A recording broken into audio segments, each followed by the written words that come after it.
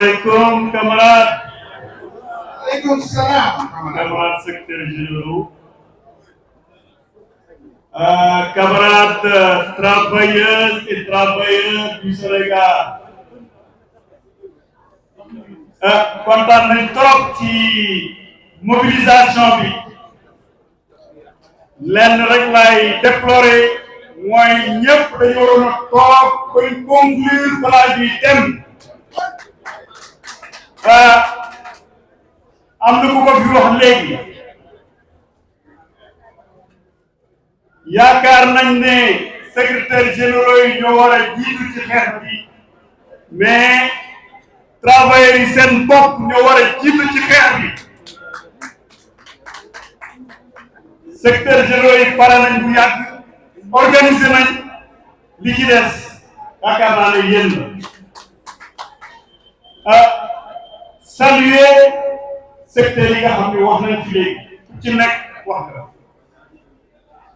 ñuy saluer également secteur yi nga xam ne xëy na ñëw ñu ko nekk ci ay jafe-jafe je pense qu'il y a un secteur important pour ñëwul jël carte fii mooy BTP BTP Sénégal yëpp yëg nañ ni ci ay jafe-jafe lañ nekk parce que non seulement chantier yi dafa taxaw mais également à côté de chantier yu taxaw état du Sénégal dafa amee lu ci bëri bor fayu leen dëkk boo ko bëggee tabax doo commencer par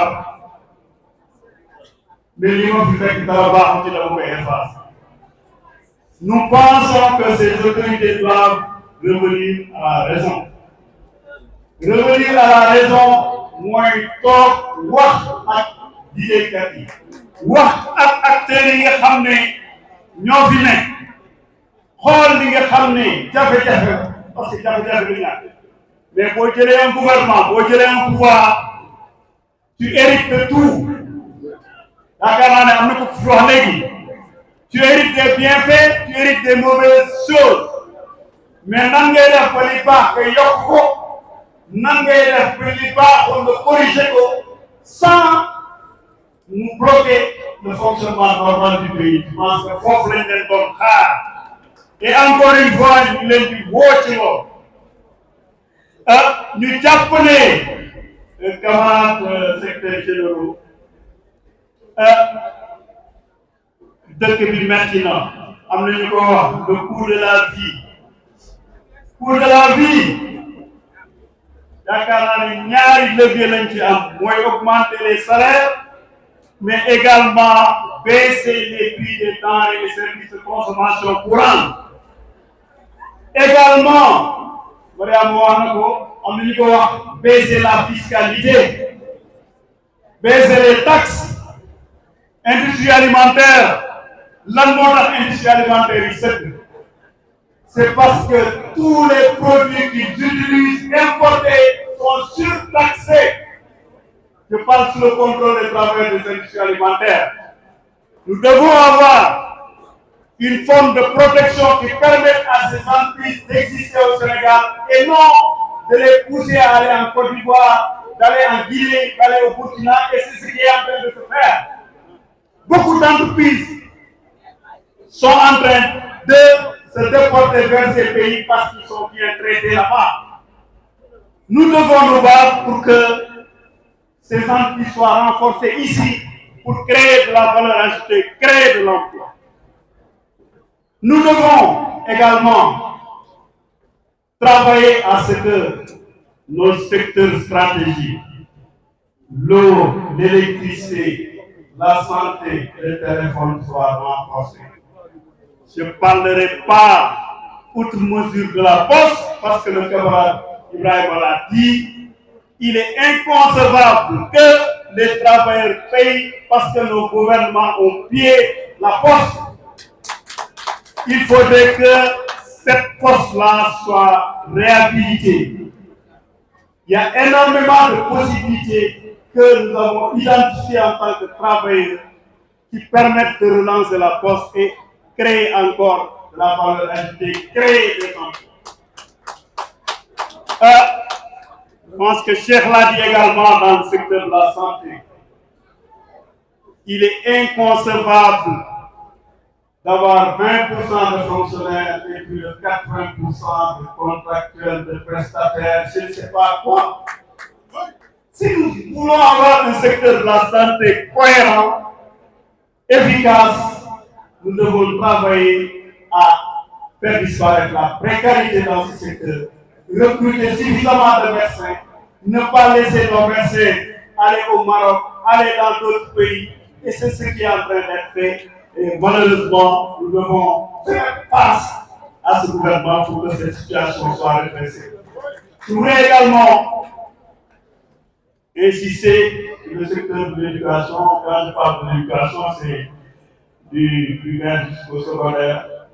Je pense que depuis l'arrivée de ces nouvelles autorités, nous leur avions dit que la première injustice qu'il faut régler, c'est la question des décisionnaires dans le secteur de l'éducation.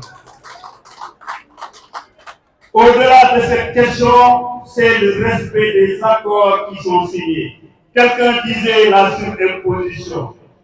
Mais la surimposition, qu'est-ce qu'il a créé? C'est les rappels.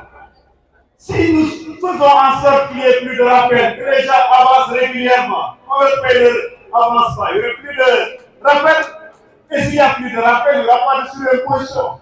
Il y aura peut-être un combat pour baisser la fiscalité, mais il n'y aura pas en plus baisser la surimposition. Donc je pense que c'est des questions sur lesquelles vraiment nous devons être prêts. Nous devons être prêts pour le combat. Nous devons aller vers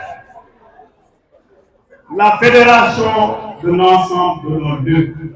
Quelqu'un l'a dit, G20, G7, EFR, FEDEFOR, etc. Trouvons des plages pour fédérer nos lieux. Le secteur de l'administration centrale a donné la jonction.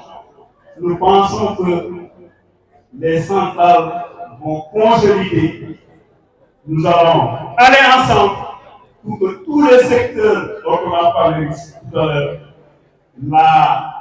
les transports, la presse également, qui est dans la même situation que le secteur du BTP. Malheureusement, nous avons identifié des camarades de la presse qui devaient être là, ils ne sont pas là. Mais c'est un secteur également important pour l'équilibre, pour le renforcement de notre démocratie. Nous devons également travailler à les renforcer dans leur emploi, parce que la précarité également est très forte dans ce secteur, l'hôtellerie, etc., etc.